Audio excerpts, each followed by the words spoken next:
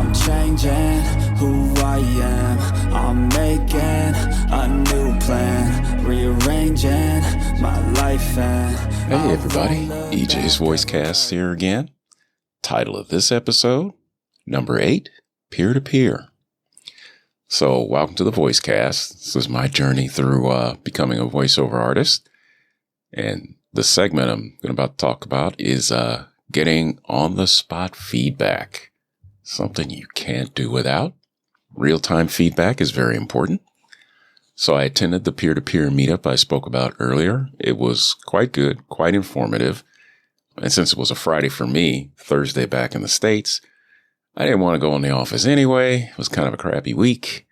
So I took the day off and attended, just devoted my time to it, plus a bunch of other stuff like this podcast, doing some prep for studying for certification exams. I still have a day job.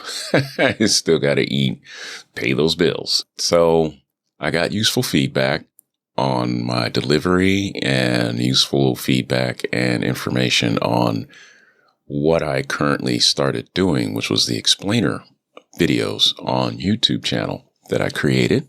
Spoke about that earlier. It seems to be one of the ways to go.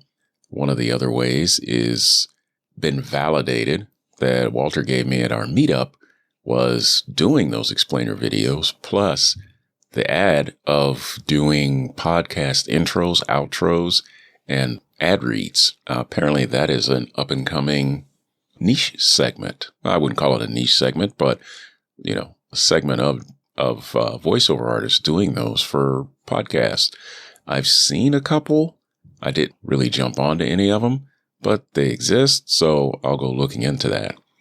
I was also highly encouraged to do more character. I did a character read on this peer-to-peer because that's something I wanted to look into. It was like, this is the information I got. It was kind of, not bare bones, but it was useful information on how this character is. I was told that was quite a bit of information. Usually don't get that much. I put it to use. I read it, got some feedback on how to read it.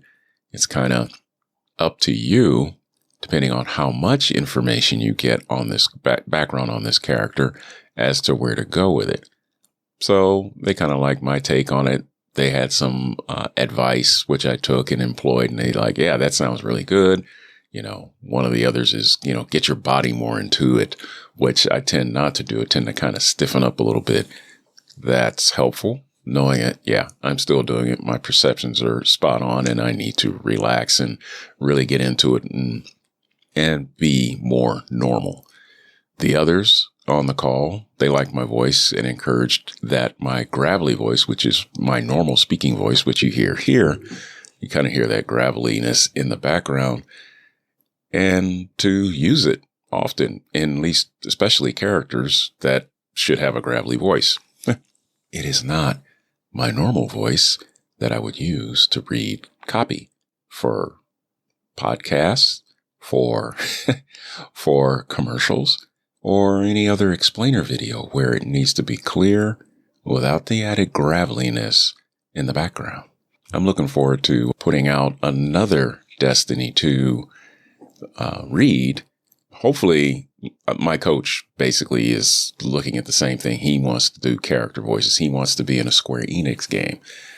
I'm looking at Destiny 2, but I'll settle for something like, the next Fallout that comes out. I'd love to be an NPC in there to get my voice heard. That's kind of a goal of mine also. And speaking of games, I did collect gameplay for an explainer video for another game I've played in the past called Ghost of Tsushima. It's very good. The basics of the game are you are in Japan. You are the son of a daimyo in Tsushima, which is an island off the coast. And you are being invaded by Mongolians. And you need to defend the island and rally the people on the island to fight back and push them off the island. There's a lot to the game. The gameplay is very good. The video is quite good. The story is very good. You can play the game in either Japanese or English. They did a collaboration on it. There's more to it, but yeah, here on this podcast, not my explainer podcast, I can recommend you play this game. You can have a lot of fun, and you can go down the rabbit hole, and it's open world game. You can explore all over and just have a great time. I think you can even adjust the amount of blood that splatters on your screen if you want. That's been a thing in games for a while now to tone down the violence. I remember it first in Call of Duty, Modern Warfare, and I believe it was 3, where there is an attack in an airport, and you can either skip the entire thing or you can play through it. They give you a big warning at the beginning. You can turn it off. So someone did an interesting YouTube video on Destiny. They basically covered their wife playing the game for the first time. She had not played any first-person shooters before, and just introduced her to it and said, hey, try this game out, because he's a big Destiny 2 player.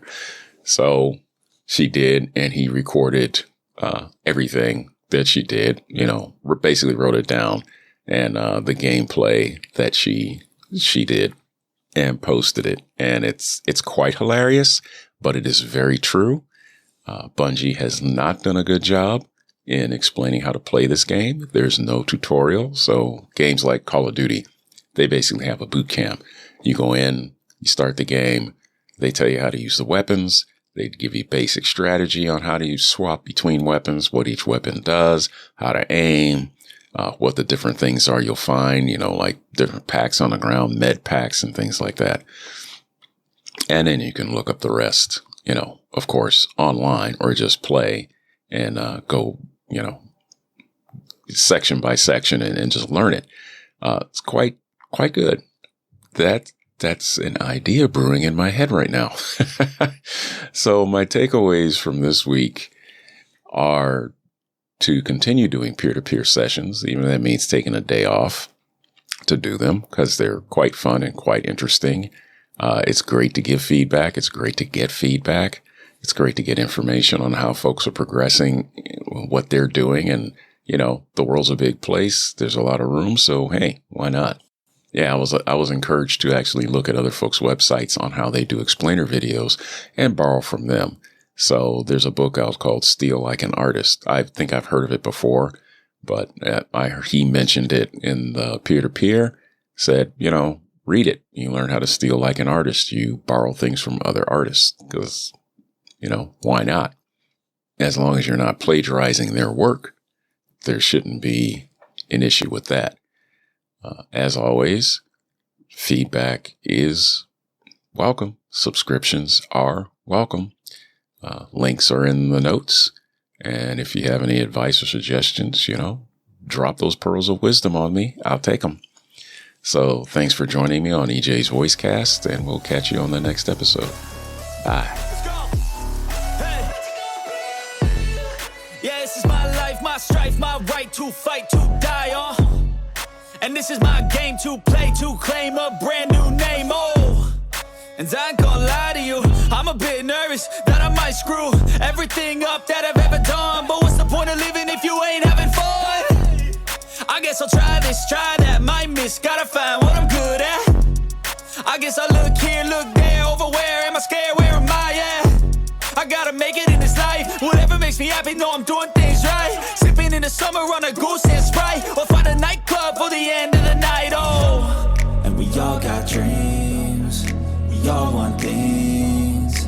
But what you gonna do for it, how you gonna move for it, what you gonna be? And do you believe we can do anything?